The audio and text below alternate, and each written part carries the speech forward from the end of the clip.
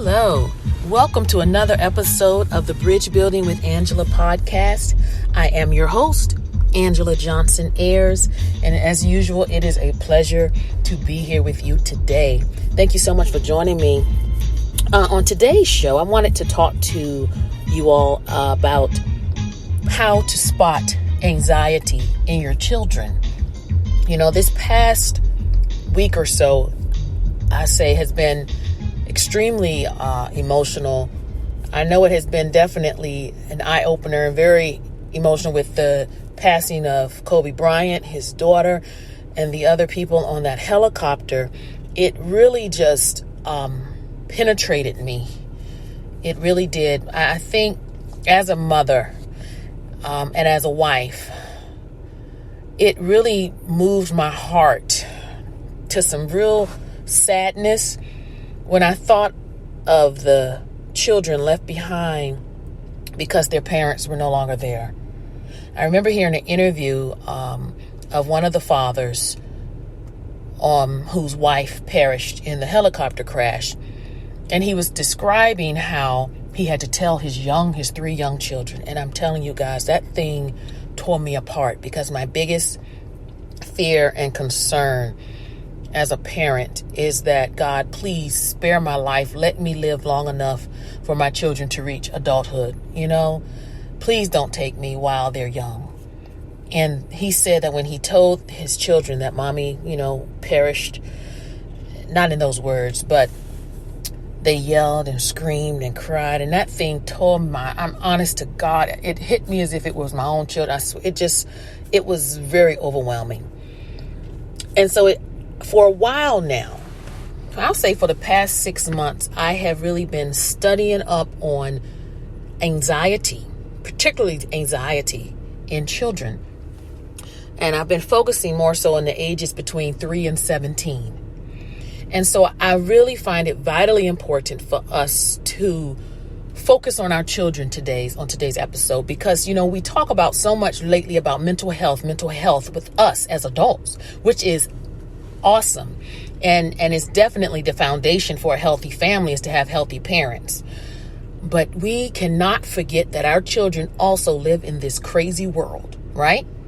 They also hear of the accidents happening and parents being killed in helicopter crashes. They hear about the coronavirus. Like, they hear about what's going on with impeachment. They also are living it almost feels like we're living on a pendulum is swinging. Our lives is a pendulum, and we're going left and right, back and forth. Sometimes it swings quickly, sometimes it swings very slowly, but we're always swinging. And in that process, we cannot forget that our children, they are picking up on everything. And on top of that, they have their own developmental stresses. If they are getting ready to begin puberty, if they are entering a new school, a new season in their life, some of them are having their periods, girls are, boys are experiencing wet dreams for the first time, like things we as adults may take for granted because we've already been through it. But you have to remember, you cannot downplay your child's initial experience to something just because it is not initial to you anymore. So you've already been through it. So the newness of it, it's almost like your first time on an airplane. You may have flown thousands of times, but your child, this would be their first time, and you don't want to take the glee and the excitement and the joy away from them from enjoying the experience. And that is one of the main things as parents we must watch for our children. It's so easy for parents to say, just get over it.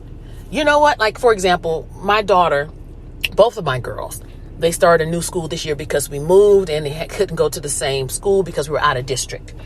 And so, of course, one of my daughters, the younger one, she's a lot like Larry. Her temperament, her personality. So getting acclimated was not as hard. And also she was younger, right? Anna, the 11-year-old entering 5th grade, she had been at her old school from kindergarten all the way up to 4th grade. So now it was a detachment that she was going through. And for her to get used to the new school, new people, personalities, and it was really a thing. You understand? And so it could have been easy for me to say, girl, just get over it. So what if they don't like you? Or so what if this is this? But please, guys, that is not recognizing where your child is emotionally is a detriment to them. And so my point number one is you must recognize, take the time, just like you taking the time to evaluate your mental health. You must take the time to evaluate your child's mental health and where they are in this pendulum called life and development and maturation. So with Anna, I noticed she's already anxious. I don't want to confess it, but anxious-filled child. And I only know that because of studying her. You understand? Now, old school parenting, a lot, particularly in African-American households, because I'm Black, I can only reference what I experienced. A lot of times the emotions were not always expressed, or you weren't allowed to, or if you did express it, it was sort of like, just get over it. You're strong. You're going to be all right. Pray about it. Blah, blah, blah. You understand? Thank God now with technology and life and experiences, we know, look, we need to examine these emotions and these feelings. And so it was a very stressful time for our daughter. It was very stressful and emotional. Had I not, and my husband not recognized what she was going through, you understand? Because she would come home and like slam the door or yell at me. Now, some of you parents may be like, I'm going to beat her tail and I'm going to take the door off the hinges and the old school type parenting, and don't think that didn't cross my mind. It sure did. It definitely crossed my husband's mind because he's a little bit older than me. So he was definitely raised with old school parenting, but I saw deeper into it, and so I just wanted to talk it out. And so one particular weekend, and this relates to you all too, because you all have got to understand these children are just like us. They're just little people. They're little people. Your children are little people. They're spirit, soul, and body, just like we are. They have emotions, will, and intellect, just like we do. They are still maturing, though. So the mistake many of you are making is you are expecting your child to respond to life's challenges as you would do as an adult. But you've got to take the time to think down to their age and even to where you were. See, parenting is not for the lazy. Parenting is not for the weak. Parenting is for those who really want to take introspection into their own lives as well as their children's. You cannot be lazy and just veg out on TV, and not saying that you all are, but I'm telling you, this thing called parenting is for real a job. And to produce healthy young people today, it is harder than before because we have social media, we have the pressures of that, and it's just a whole nother level. Okay, so one particular weekend, it had just got into, it had catapulted to a very big issue with her. And we went to therapy because, hey, it's what we do. It's what we should do, And so we went to therapy, and that was her first time in an actual therapy session. It was just a whole emotional weekend. Friday, school all week was emotional and stressful, all week. Saturday, we went to our therapy session. Sunday, she kept beating herself up, saying she's just speaking such negative self-talk. That's another area I want you all to listen to. And I'm going to give you all the actual symptoms of anxiety or pre-anxiety if your child is suffering from that. But one of the areas that our daughter was really struggling with was negative self-talk. Okay? Listen to how your children are speaking about themselves. And if you don't hear how they're speaking about themselves, start asking questions just to get them to speak so you can hear what they're thinking. See, some of you don't even really talk to your children enough. You talk at them, but you're not talking to them. Talk to them so that you can hear what type of self-talk they're saying to themselves. And that will help you understand them too and see where they are on the emotional scale as far as if they are on a healthier side of the pendulum or unhealthier.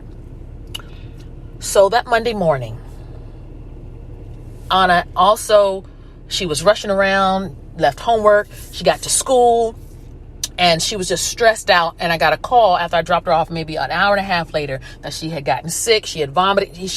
She had an extremely bad headache. And my kid never gets headaches. You understand? Extremely bad headache and was vomiting. Instantly, of course, I'm rushing to the school and I'm thinking the worst. And then I started to slow down in my mind. And I said, this is nothing but a panic attack.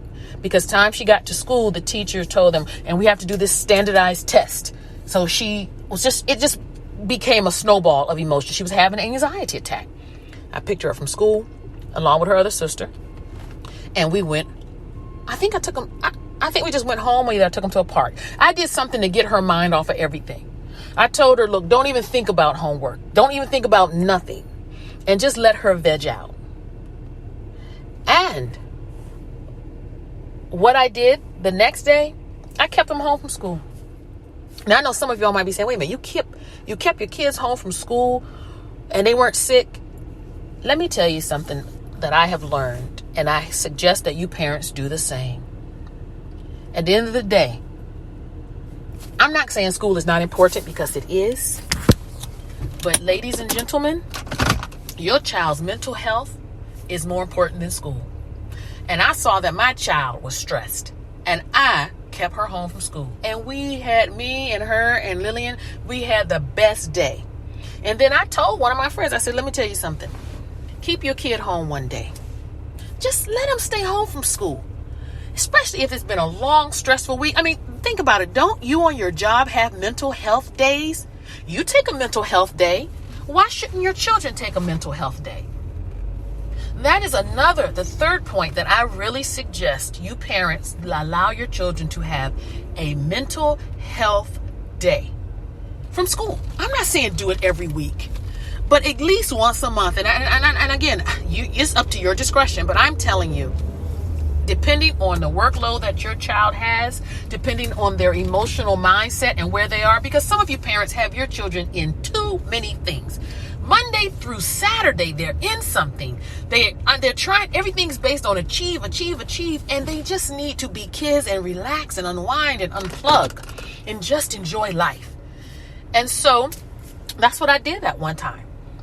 Now, let's bring it up to what happened with with Kobe and everything. Last week, all week was just a lot going on. And I could see again that they were getting stressed out. Particularly my oldest was getting stressed again. Just about a lot of things. I told my husband, I said, honey, if you don't mind, and this was like that night. I said, honey, if you don't mind, I'm not going to let the girls know, but I'm going to let them stay home today. Because they just need they need a mental health day. And he said, okay, cool. And that is what I did. And I'm telling you, when they had that mental health day last week, now one day last week, my little one was sick. But I noticed that day we slept late. We ate, we played, we watched TV, and so the next morning when they woke for school, they were refreshed and they were ready for their day. So just as we need a mental health days, your children, honest to God, they need that too. Some of the symptoms of anxiety. Oh, well, let me tell you from my research, I know that the CDC says that 7.1% of children ages 3 to 17, which is approximately 4.4 million, have been diagnosed with anxiety. 7.1% of children ages 3 to 17, which is approximately 4.4 million, have been diagnosed with anxiety. And that is a lot. That's a big number. And so some of the symptoms of anxiety, just so you all would know, is restlessness, fatigue, trouble, sort of like connecting with others, irritability. Your child may be very irritable or moody. Muscle tension. They might have trouble sleeping. You might notice that your child's either sleeping too much or not sleeping enough. Either they're overeating or not eating enough. Feeling sick, vomiting, or just very isolated from you. Okay? And so these are symptoms that you really need to really look out for. Again, just like you take a mental health day on your job, children need that. Or even if it's not missing a day of school, maybe it's just on a weekend. Instead of doing 10,000 extracurricular activities, and instead of, just every day and being so hectic, just doing something different. When your child does that, it truly takes the monotony out of the day, and it gives the child just a sense to breathe, to relax, and I guess, not feel so overwhelmed. So you all, I just wanted to share that with you all because, again, we are living in times now where children are faced with a lot of different obstacles. Again, children are asking questions. What is the coronavirus? What's going on with the president? It devastated me when my child asked me, is the president prejudiced? Like, who has to think that in this day and time that your child is going to question that, And so you think that your children are not listening or that they are not internalizing things, but they really are. Another suggestion I have for you is that you please limit, and make it age appropriate, of course, but limit the amount of exposure to certain news, like CNN, Fox, whatever they're watching. It's good for them to be enlightened, particularly if they are of a certain age. But some of you all, when you have very young children, I would say between the ages of 3 and 11, really be mindful of what you have on TV in front of them. Because if they're constantly hearing about this murder happened, this robbery happened, this home break-in happened, things like that can build more anxiety in your children. And the whole point of it is you're not shielding them from reality, because children need to know the dangers and pressures of life. However, they don't need to be inundated with it where that's all they think about, where it becomes fear, anxiety, dread, worry, etc. So again, hopefully this, my commentary today, it was really heavy on my heart to discuss about anxiety in our children, because even though you may not think your children have it, if you sit and have a conversation with them, I bet it will surprise you to learn things that they worry about. So you may be saying, okay, what type of questions? How can I go about kicking up this conversation? It's very easy. Let me give you a few pointers. The first thing, like let's say you're at dinner or you're riding in a car. For me, riding in a car with my kids is one of the best times to really kick up conversations, because they can't try to jump out of the car or run out in the room or something like that. And just ask, how was your day? First of all, did you learn anything? Anybody do anything funny? And these questions can go across the board from pre-K all the way up to high school. And then you can ask them, hey, is there anything you're concerned about with school or with your extracurriculum, or how are your friends at school? Because friendships is one of the biggest area of stress for young people, particularly between the age, when they're in between the 5th, 6th, 7th, and 8th grade. High school has a whole nother level of pressures on its own. So whenever your son or daughter is with you, find out about their relationships and their friendships, And then even then, if they are of age, it's okay to ask them, or do you like a boy at school? Do you like a girl at school? Your whole point is to open dialogue and to have conversation with them, so you can really pinpoint where they are and where it is they may need help, where there may be a deficit, an emotional deficit, physical deficit, psychological, or social deficit. Some of you, your children may be in a lot of things, but they're not socializing. See, when they're in ballet, they really can't socialize. They're there just to learn the routine or to exercise. So really getting them in activities where they can just have the socialization, that makes a big difference too. So again, let's just do a quick overview, and then I'm going to tell you some exciting things we have planned coming up on the next podcast. But again, anxiety, CDC says that 7.1% of children ages 3 to 17, which is approximately 4.4 million children, have been diagnosed with anxiety. And there are signs sometimes of anxiety. You all might, and again, just don't brush things under the rug. We hear of the story of that 9-year-old girl who committed suicide because of bullying. We don't want to see stuff like that. But you don't know what's going on if you don't talk to your children, if you don't look for the signs, and just be aware. Sometimes give them a break, give them a mental health day. Let them just chill, let them be young people. Get it? Also, let them be in socializing environments where they're not just always having to do something to produce an action. Just let them go to a park. Or, let's let them socialize and enjoy life, And lastly, just as you have to nurture your mental health, your spirit, soul, and body, so do young people. You know, for some young people dealing with anxiety, of course, seeing your doctor, physician helps. Many times just talking to someone, talking to someone their age sometimes helps. A lot of times just getting outside and playing or running. Just getting the energy moving. Turn on some music and dance, you know.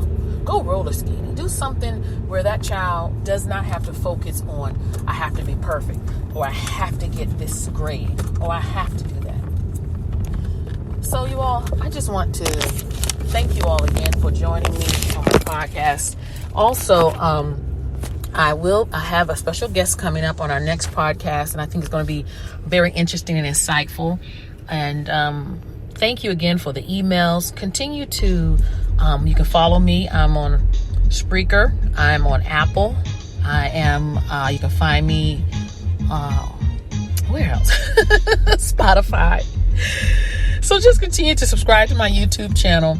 And thank you again for just listening. Please share this information with friends and family, those of you who have children, because again, as we nurture our own mental health, we gotta do the same for our young people.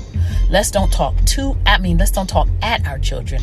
Let's talk to them and realize that they may be younger than us, but they're just little people. They're individuals just like you and I.